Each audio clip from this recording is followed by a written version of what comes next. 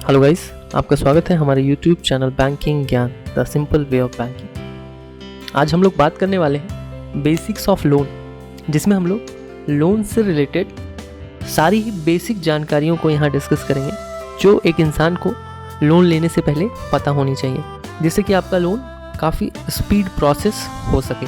So guys, इस video को last तक वॉच कीजिएगा, ये वीडियो काफ़ी इंटरेस्टिंग होने वाला है।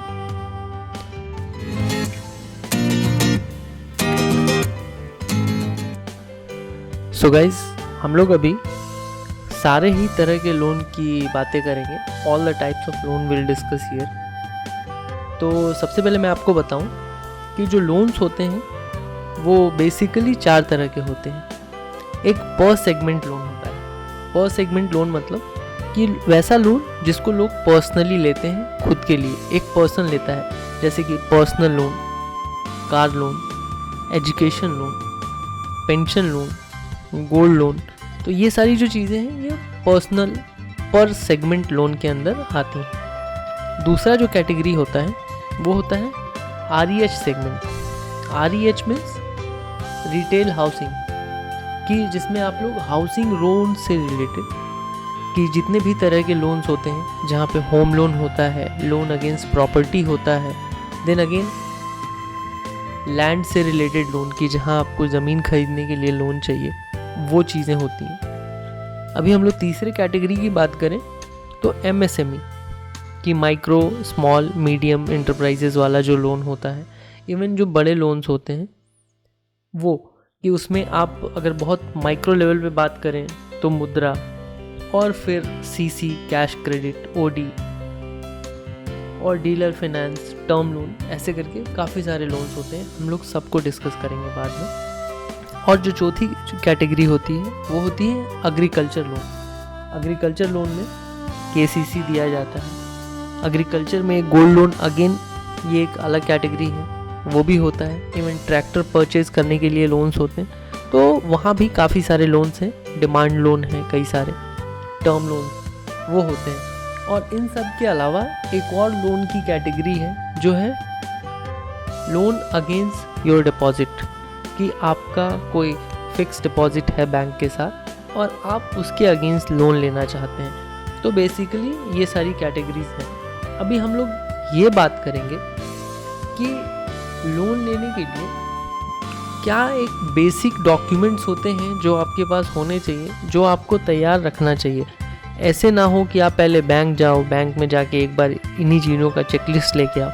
सो बेटर कि आप खुद ही एक चेकलिस्ट बनाओ और सबसे पहले ये सारी चीज़ें अरेंज करो। अगर आपके पास ये सारी चीज़ें होती हैं तभी आप बैंक जाओ, अदरवाइज़ आप पहले बैंक जाओगे, बैंक वाले आपको कुछ कहेंगे, फिर आप वो सारी चीज़ों को अरेंज करने में अपना टाइम वेस्ट करोगे। सो बेटर कि पहले कुछ प्रिपरेशन, कुछ होमवर्क घर पे कर लेते हैं, then will go to bank. तो बैंक में थोड़ा प्रोसेस जो है वो स्पीड अप होगा। सो हम लोग अगर बात करें कि बेसिकली अगर मैं बैंक को अप्रोच कर रहा हूँ एक लोन के लिए, तो मेरे पास क्या एक चीज़ें होनी चाहिए।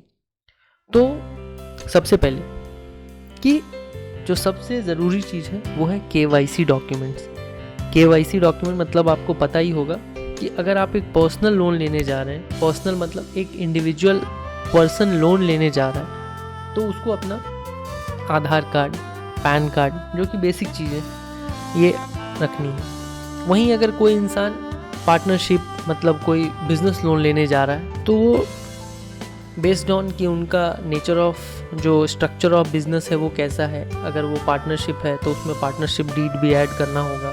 अगर वो एक कंपनी है तो वहाँ पे उनका memorandum of association, article of association, और इन सब के साथ जो GST है, GST में क्या पता लगता है कि उस फर्म की सेल्स कितनी है वो।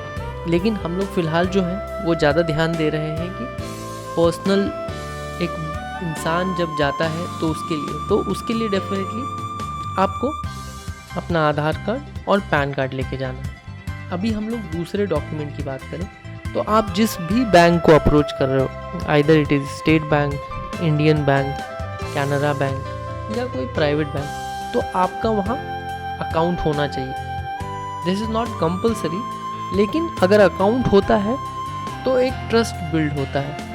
तो अगर आपने अकाउंट अभी तक ओपन नहीं किया है तो हम लोग एक आई बटन में अपना वीडियो डाल दे रहे हैं रेफरेंस के लिए, जिसको देख के आप अकाउंट ओपन कर सकते हो before approaching bank for a loan. तीसरी चीज़, आपको अपना सिबिल खुद ही चेक करके रखना है।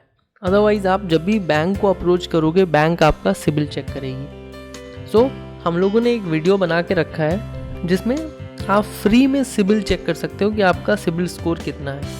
आपको ये ध्यान रखना है कि आपका सिबिल स्कोर 700 एंड अबव होना चाहिए, जो कि एक स्मार्ट स्कोर माना जाता है, जिसके आगे बैंक वाले आपको एंटरटेन करेंगे। इवन 650 एंड अबव को भी बैंक वाले एंटरटेन करते हैं, लेकिन वहाँ पे थोड़ी मुश्किल होती है। तो आप मैं आई बटन में फिर से आपको ये एक लिंक दे रहा हूँ, जिसको आप इस वीडियो को देखने के बाद डिस्क्रिप्शन से जाके वो लिंक निकाल सकते हैं और अपना सिबिल फ्री में चेक कर सकते हैं। अगर आपका सिबिल 700 एंड अबव है, that is well and good. अगर 650 एंड अबव है या उससे भी कम है, तो आपको एनालाइज करना है, जो कि मैंने सिखाया हुआ है वहाँ वीडियो में, कि आपका स्कोर कम क्यों है। तो उसके लिए अगर डिस्प्यूट रेज करने जैसा कुछ है, उसमें करेक्शन की कुछ उम्मीद है, आपको लगता है, तो उसके लिए भी एक वीडियो है जिसका मैं लिंक डिस्क्रिप्शन में और आई बटन दोनों ही जगह दे रहा हूँ। आप उसको रेफ़र करके आप डिस्प्यूट भी रेज कर सकते हो। ये सारी वैसी चीज़ें हैं जो पहले से आपको पता होनी चाहिए। अदरवाइज़ क्या होगा, जब बैंक वाले बताएंगे, वो देखेंगे कि आपके सिबिल में एक कुछ अकाउंट ऐसा दिख रहा है जो आपका है ही नहीं, तो आप वहाँ कितना भी एक्सप्लेन करोगे, लेकिन एक बैंक वाले का इंटरेस्ट चला जाएगा आपके प्रपोज़ल से। सो बेटर कि आप सारे होमवर्क करके जाओ। आपका कोई भी प्रपोज़ल है वो स्मार्ट दिखना चाहिए।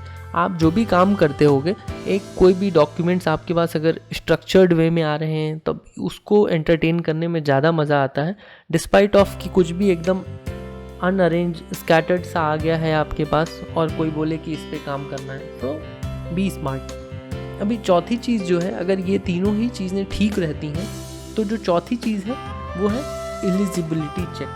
तो अभी एलिजिबिलिटी कैसे चेक होता है किसी का, कि आपको कितना लोन मिलना चाहिए, तो वो डिपेंड करता है कि अगर आप एक इंडिविजुअल इंसान हैं और सैलरीड पर्सन है, तो सैलरीड लोगों का सैलरी स्लिप, लास्ट 6 मंथ का सैलरी स्लिप एक्चुअली बैंक वाले इंसिस्ट करते हैं, साथ में जिस भी अकाउंट में आपका सैलरी आ रहा है उसका स्टेटमेंट। उससे क्या होता है कि वो वेरीफाई करते हैं कि आपका जो अमाउंट है जो सैलरी स्लिप में दिख रहा है वो वहाँ पे क्रेडिट हो रहा है कि नहीं।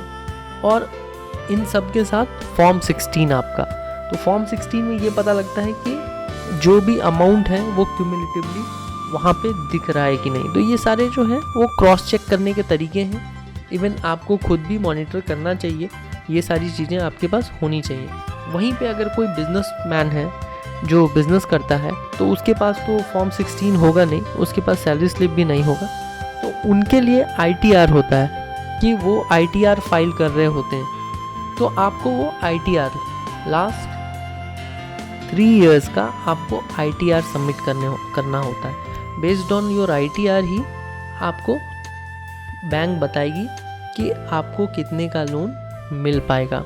इसीलिए गाइज, अगर आप ITR फाइल कर रहे हैं that is well and good. अगर आप ITR फाइल नहीं कर रहे हो और आपको लगता है कि इन फ्यूचर आपको किसी लोन की ज़रूरत पड़ सकती है, तो डेफिनेटली आपको ITR फाइल करना चाहिए। आपके जो भी टैक्सेस लग रहे हैं, जो आप लायबल हो पे करने के लिए, आपको डेफिनेटली वो सारे टैक्सेस पे करने चाहिए, क्योंकि ये फ्यूचर की चीज़ें हैं जो फ्यूचर में काम आती हैं। और इसी में तीसरा ऑप्शन है बिजनेस हाउसेज, कि कुछ फर्म्स हैं जो लोन लेने जाते हैं, तो उनके पास जो ये बेसिक चीज़ें हम लोगों ने बताई, इसके अलावा बैलेंस शीट सबमिट करना होता है। बैलेंस शीट जो है वो किसी कंपनी का परफॉर्मेंस दिखाती है कि वो कंपनी कितना मुनाफा कमा रही है, उनका टर्नओवर कितना है, उनके पास स्टॉक्स कितने हैं। तो इन चीज़ों को बेस करके बैंक ये एनालाइज करती है कि इनको कितने का लोन देना चाहिए। अभी इन सब के बाद एक और जो चीज़ है जो बहुत इम्पॉर्टेंट है वो है इंस्पेक्शन।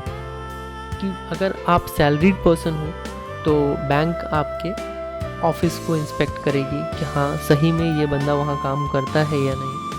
देन अगर आप बिज़नेस पर्सन हो तो बैंक ये चेक करेगी कि आपका बिज़नेस वहाँ इस्टेब्लिश्ड है कि नहीं जहाँ आपने बताया है।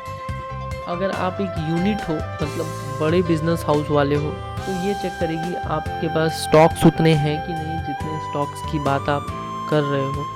और इन सब के साथ आपने जो अपना पर्सनल डॉक्यूमेंट दिया है, मतलब कि Aadhaar card, so based on your Aadhaar card जो भी आपका एड्रेस होगा, बैंक उस एड्रेस को भी विजिट करेगी। इसको बोलते हैं रेसिडेंशियल वेरिफिकेशन, कि जहाँ पे बैंक के पास ये प्रोविज़न है कि वो आपका रेसिडेंशियल वेरिफिकेशन और आपका ऑफिस वेरिफिकेशन, ये दोनों ही करेगी। अगर बैंक इन दोनों चीज़ों में सेटिस्फाइड है तभी आगे प्रोसीड होगी। और इन सब के बाद आपका एक एलिजिबिलिटी अमाउंट डिसाइड होता है कि वो कितना भी हो सकता है based on your all parameters जो हम लोगों ने अभी डिस्कस किया है। और फिर टर्म डिसाइड होता है। जो टर्म है वो बहुत ही ज़्यादा इम्पॉर्टेंट है। कभी भी ये नहीं सोचना है कि टर्म लंबा होगा तो अच्छा होगा, क्योंकि टर्म अगर लंबा होता है तो इवेंचुअली आपका EMI जो है वो कम होगा, लेकिन जो इंटरेस्ट है, इंटरेस्ट अमाउंट, वो ज़्यादा हो जाता है लॉन्ग टर्म में।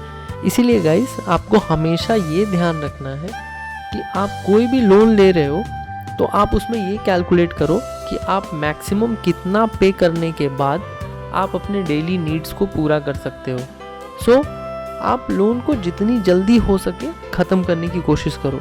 लोन का टर्म जितना कम होगा, इंटरेस्ट अमाउंट जो है, इंटरेस्ट पोर्शन पूरा, वो उतना ही कम होगा। जैसे एक एग्जांपल की बात करें तो 3 साल में आप जितना इंटरेस्ट दे रहे हो 10 लाख के लोन के लिए, 4 साल में उससे ज़्यादा इंटरेस्ट दोगे, 5 साल में उससे भी ज़्यादा इंटरेस्ट दोगे। सो डेफिनेटली आपको इन चीज़ों का ध्यान रखना है। और जो इंटरेस्ट रेट है वो आपके सिबिल स्कोर पे डिपेंड करता है। सो गाइज आपको अपने सिबिल स्कोर को बहुत अच्छा रखना है। अगर इवन अभी अगर आपके लोन का कोई प्लान नहीं है और आप हमारे वीडियो को देख रहे हो, देन आई मस्ट इंसिस्ट कि आप हमारे सिबिल वाले वीडियो को वॉच करें। इस वीडियो को वॉच करने के बाद और एक बार वॉलंटरली अपना सिबिल निकालें, वहाँ देखें कि आपके सिबिल में कोई एरनेस एंट्री तो नहीं है। अगर है तो डिस्प्यूट रेज करके उसको हटवाएं, क्योंकि आजकल ये चीज़ें हो रही हैं कि कई लोगों के पैन नंबर में एरनेसली कुछ एक लोन्स अटैच हो जा रहे हैं जो कि आपका नहीं है। वो अमाउंट ज़्यादा नहीं होगा, वो 5,000, 10,000, 2,000 ऐसे अमाउंट होगा, लेकिन वो अमाउंट काफ़ी समय से पेंडिंग दिखेगा। इसकी वजह से ये आपके सिबिल स्कोर को ड्रास्टिकली ख़राब करता है। और जो आजकल ये mobile loan, TV loan, fridge loan, ऐसे लोन्स आ गए हैं तो लोग कैजुअली काफ़ी सारा लोन ले रहे हैं, लेकिन लोगों को लगता है कि उन्होंने पूरा पैसा पे कर दिया है और वो बंद हो गया है, लेकिन हो नहीं पाता है। क्योंकि कई बार जो एजेंट्स होते हैं वो पैसे आपसे ले गए हैं, लेकिन उन्होंने प्रॉपरली वो पैसे जमा नहीं किए, जिसकी वजह से कई बार एजेंट पैसे ले जा रहे हैं, उन्होंने ही नौकरी छोड़ दी, फिर पता लगा आपका पैसा सही जगह पे पहुंचा ही नहीं जहां पहुंचना था, और आपका लोन डिफ़ॉल्ट में चल रहा है, आपको लग रहा है मैंने तो पे कर दिया। तो ये सारे कई एक इश्यूज़ हैं जिनको एड्रेस करना है। फ़िलहाल ये जो मेरी तरफ से एक बेसिक इन्फॉर्मेशन थी जो मैं आपको देना चाहता था, ताकि आप अगर कभी किसी लोन के लिए जा रहे हो then definitely you should know कि आपको क्या होमवर्क करके जाना है। सो गाइस, आई होप आपको हमारा कंटेंट पसंद आया होगा। So please like the video, subscribe the channel and share the contents with your friends. And last not the least, thanks for watching.